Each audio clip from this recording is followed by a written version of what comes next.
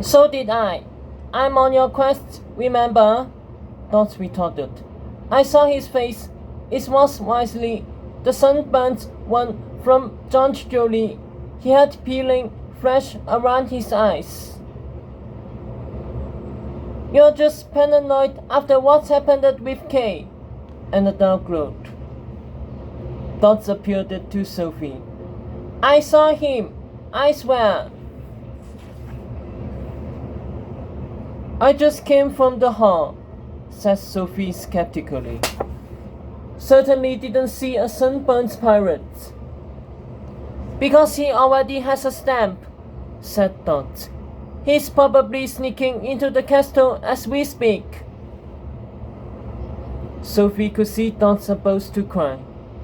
Look, if you're that sure, let's at least check the hall again. A blast of thunder came over their heads, dark clouds assembling in curious formation. The girls looked up, startled. That's when the snake came with a message. Before the snake's warning, there had been a rowdy, aimless pace to the recruitment, as if the prospect of war with the snake was itself a phantom. As if by building an army to fight him, it would never have to actually be used. After the snake's message, things changed. The trance quieted, and achy silence falling over the market. The witches stopped bickering. Sophie stopped checking on Ryan or worrying about her wing-stricted makeup.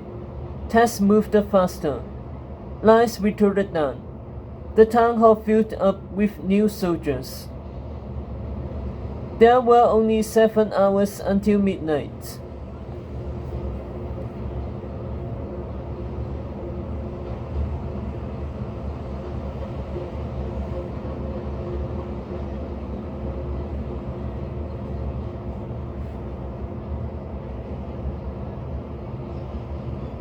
Evers and Nevers took their loyalty test with grim resolve, mustering nice words about Tedros in order to win their spots behind the lion.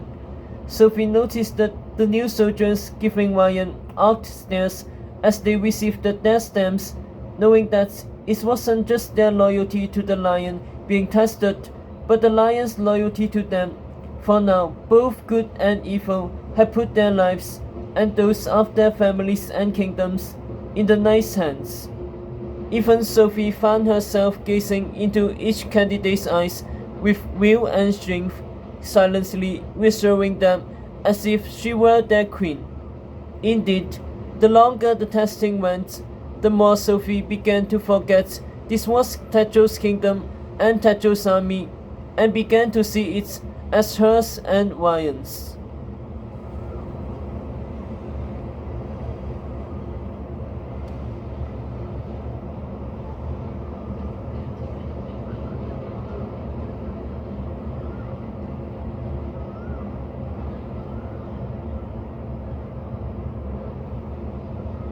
A boy appeared next to her in a gold lion mask. They love you, he said, his pure blue eyes warming the crowd. He looked over at Ryan. Both of you. Tedros, Sophie said, stunned. She glanced back to see Agatha in her black hood, arms folded, standing in front of her horse. Found Ryan's old mask in my bag before I rode down with Agatha.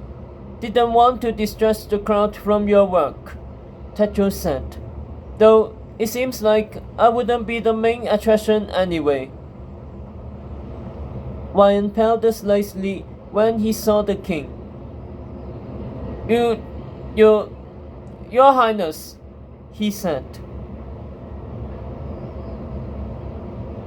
I'm under no illusions of my own popularity compared to yours, Sir Ryan, Tedros said, putting his hand on his friend's shoulder.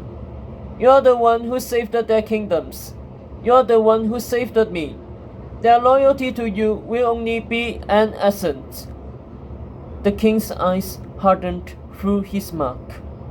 As long as you grant me one request. Anything, Your Highness, said Ryan. I killed the snake tonight, Petros commanded. No one else. Understood? Understood, said Ryan. Good. We need to start moving soldiers to the castle. Snakes coming in 4 hours, said Tedros. Meet me in the hall so I can address the army. Move quickly, please. He walked towards the hall. Look who's decided to be a king, Hester murmured.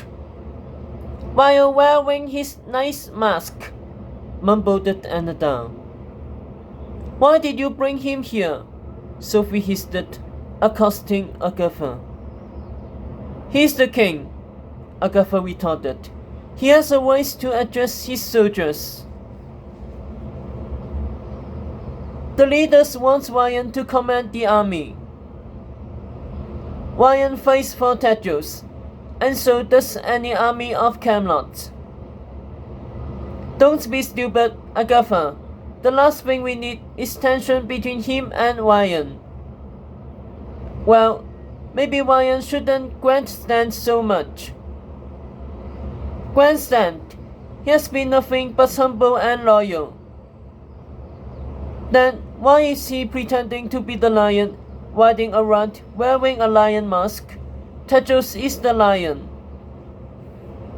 Is it Ryan's fault he saved everyone? Is it his fault the other leaders trust him over Teddy? Is it his fault everyone here came for him? Oh please, you just love to see Tedros humiliated. So now Ryan's successes are my fault. Is Tedros' insecurity my fault too? No, it's mine, said a voice. The girls turned to see Ryan, red-faced. I told you, Sophie, it's a mistake for them to pin their hopes on me, said the knight. I'm not the king. Tedros is, and now he will lead them. He turned to Agatha. To the hall to hear the king. Agatha smiled. To the hall to hear the king.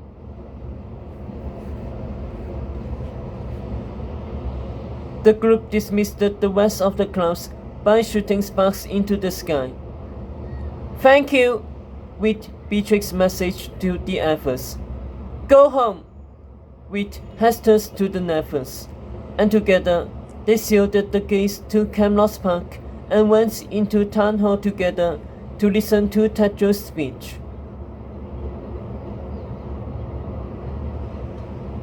The hall from the with life like a sea ship off to war. More than 1,000 new soldiers crammed inside on the dusty marble town, lit by oil lamps overhead, which flickered every time I moved, burnt in their flames. Men, women, creatures, and Morgreaves were fitted with armor and weapons as leaders from the various kingdoms, supervisors from the stage, and Guinevere made the rounds to track their stamps.